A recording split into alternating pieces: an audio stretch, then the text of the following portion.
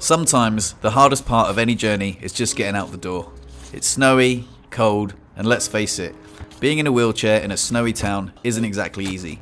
What used to be my playground as a snowboarder can now feel like a bit of a prison. But today, I decided to push past those excuses and do something different. Okay, so we're in the car, we're getting ready to rock and or roll. It is the day for Monday dog walks, Monday dog walk vlogs, something I'm going to start doing every Monday. So one thing that's bothering me today is my tennis elbow, like getting the wheelchair and especially the bike in the car was really quite painful, but we're going to push through. We're going to go for a nice little dog walk and then I'll let you know what's on my mind. Good girl, Bonnie, good girl. Bonnie's curled up down there in the bottom by the wheelchair, and the reason I put her down there is because I think that's probably the safest place for her. If I did have to brake really hard, she wouldn't go anywhere. If she was in the back, she might fly through the windscreen, which is obviously undesirable outcome. And if I did have a small collision or had to brake really hard, she would just be down there, and I feel like it's the safest place for her. Big shout out to Silky David, who commented on one of my old car vlogs a long time ago when I had Luna, saying that, you know, it was a pretty unsafe place for her to be in the back, and it really, yeah, you planted the seed. I was like, yeah, you're absolutely right. If I, you know, she was just on the back seat there, if I did have an accident, boom, you know, she'd be a goner. So that's why ever since then I've kept the dog in the front like that. I feel like it's a little bit of a safer place for her to travel. If you go down to the woods today, I'm sure of a big surprise, because I don't know what it's like down there. I don't know if there's a lot of snow, whether it's hard pack ice. I did ask Chris, she said it would be okay for the bike. Fingers crossed it will be okay for the bike. Sunshine, fresh air, exercise, all these things are very important.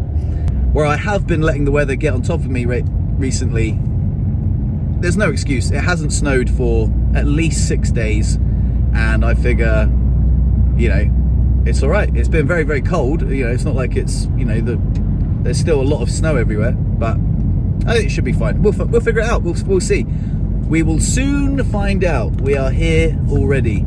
A little bit unfortunate I can't just cycle to the woods with Bonnie, because that would be a lot better, you know, but I am grateful that I can get here, you know, in the car, and we're gonna go and, yeah, we're gonna go for a walkie, aren't we? You good girl? Yeah, let's do it, baby. I feel great. I feel good. Ever since the ceremony, I have been feeling on top of the world. Like there's been this afterglow of like goodness. It's been a productive week. I've been feeling a lot of flow state at work, outside of work. You know, I've even been going to the gym on my lunch breaks. Yeah, absolutely feeling phenomenal. Really good. Just blown away the negative cobwebs in my head. I feel grateful to be alive, grateful to have a wonderful job, to have a social life, to live here, to have my wonderful girlfriend, to be able to come down here and walk the dog. And I can see that there is quite a lot of snow on the ground, but it is hard packed, so it shouldn't be fine. It should be fine. Anyway, let's go for a dog walk. Now here's the thing about living with a spinal cord injury. Every little task comes with its own set of challenges. Loading and unloading the wheelchair and hand bike from the car, that's not bad on most days, but today I'm dealing with tennis elbow. Tennis elbow really offers an extra unique type of challenge. Yeah, I know it sounds like a comical injury, but trust me, it's no joke. Every time I lift something, it feels like my elbow is about to explode. Ow. Man, I'm gonna have to compromise. It's so weird how the human body makes little compromises when you have these little sharp pains. Like I've started to pick up things ever so differently, like delicately, more like extending less, using my left arm quite a lot more. It's quite interesting. Anyway, and then of course there's the snow. This thing, my trusty wheelchair bike, is great, but it's not exactly built for icy terrain. The front wheel spins like crazy because all my weight's in the back. So going uphill, that's a full-on battle.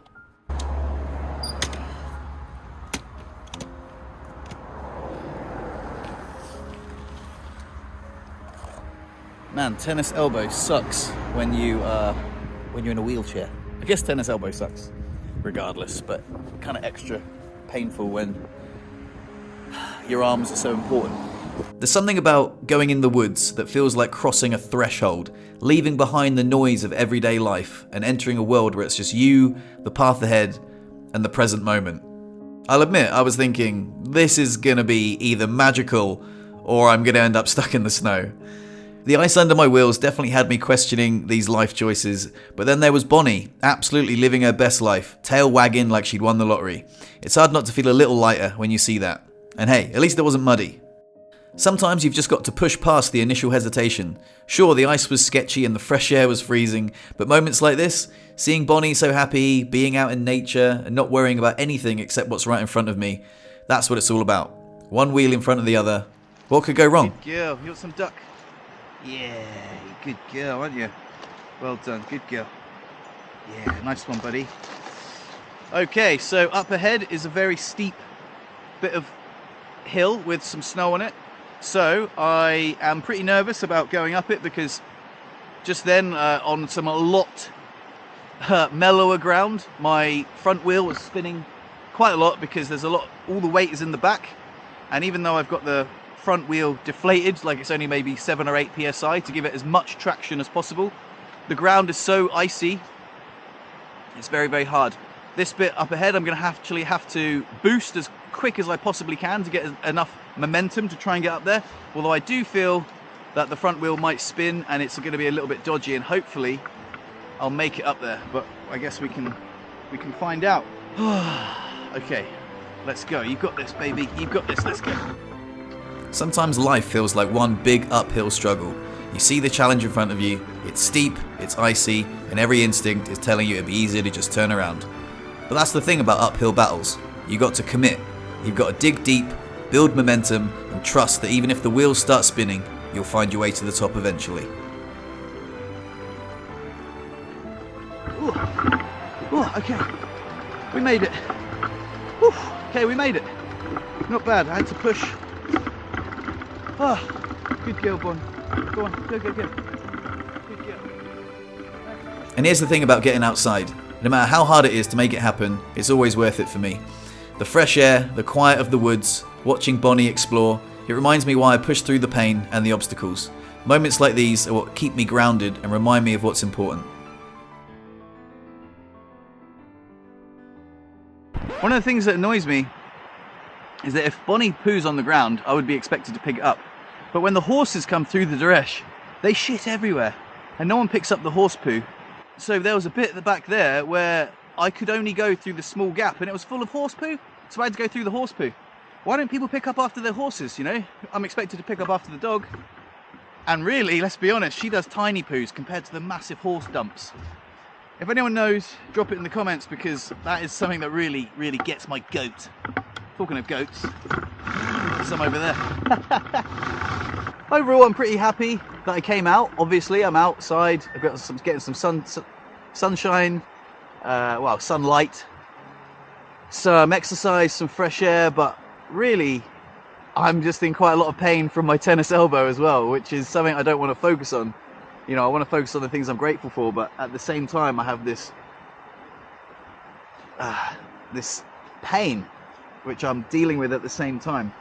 Simultaneous pain and discomfort, which I think, honestly, by the time I get back, put the bike in the car and then get the bike out the car again, it's probably going to be objectively worse. So I'm probably going to be in more pain. So I'm trying to enjoy myself and see the positive side of life, but at the same time, tennis elbow sucks, man. Ouch. Oh. Independence is something I don't take for granted. The fact that I can load and unload my equipment, get myself to the woods and take Bonnie for a walk. It's not always easy, but it's something I'm proud of. I think we all owe it to ourselves to push past the excuses, even on days where it feels impossible. At the end of the day, I'm glad I did it. Yeah, my elbow's killing me and I'm probably going to feel it tomorrow, but it's a small win into the larger journey of not letting life's challenges hold me back. So if you're having one of those days where everything feels too hard, remember this. You don't have to do it perfectly, you just have to do it. Even the smallest steps can lead to the biggest growth. Yeah, I feel pretty good about pretty much everything. My life is pretty good. What can I say? I'm pretty happy. We got out, didn't we, Bon? I was really quite reluctant to do it today because I think just generally it's quite hard to, you know, get the motivation to be like, oh, let's put the bike in the car, go for a 2-minute drive, get it out the car. Especially with the tennis elbow, it's certainly an extra challenge that you kind of want to avoid. And it's a little voice in your head saying, oh, you know, don't bother going out today, you know, rest your elbow, you know, that will, you know, you'll just, you know, prolong your recovery, you know, you don't want to hurt your elbow, that's really important. And I guess they are valid concerns, but, you know, you want to get out. I think they're excuses, your mind makes excuses, and today I had a lot of them, because last night my legs were outrageously spazzy. I have no idea why. I had a really bad night's sleep because they were just all over the place. I ended up taking a paracetamol, which actually helped a lot. For some reason, paracetamol helps my spasms, helps my pain levels as well. I asked the doctor about it and she said, yeah, it's safe enough to take paracetamol regularly. So, you know, I've started to take paracetamol with my Baclofen on bad days, and it seems to help, which is good. Again, not ideal, but seems to be effective. But yeah, I woke up this morning and I was just like, I don't want to get out of bed. You know, I've had 3 early starts because of work, 3 very, very full days. And yeah, this morning I just want to chill. And I did say to myself, whatever you do, don't look at your phone. But I did look at my phone because I'm an idiot. But, you know, at the same time, I did get out for the dog walk this time of year. This is a much preferable time of day to go for a dog walk than first thing in the morning. But we did it. We did it. We didn't let that put us off. And I got a lot less muddy than I did last time. So overall, yeah, lots of positives to take away from the dog walk, for sure. So here's what I want you to take away from this. Life will always give you reasons to stay comfortable, to avoid the hills, to turn back when things get hard. But the real growth, the real magic, happens when you choose to keep going. You're stronger than you think. And if there's one thing I've learned on this journey, it's that with every step, every push forward, it's worth it. The world is waiting, and all you have to do is show up.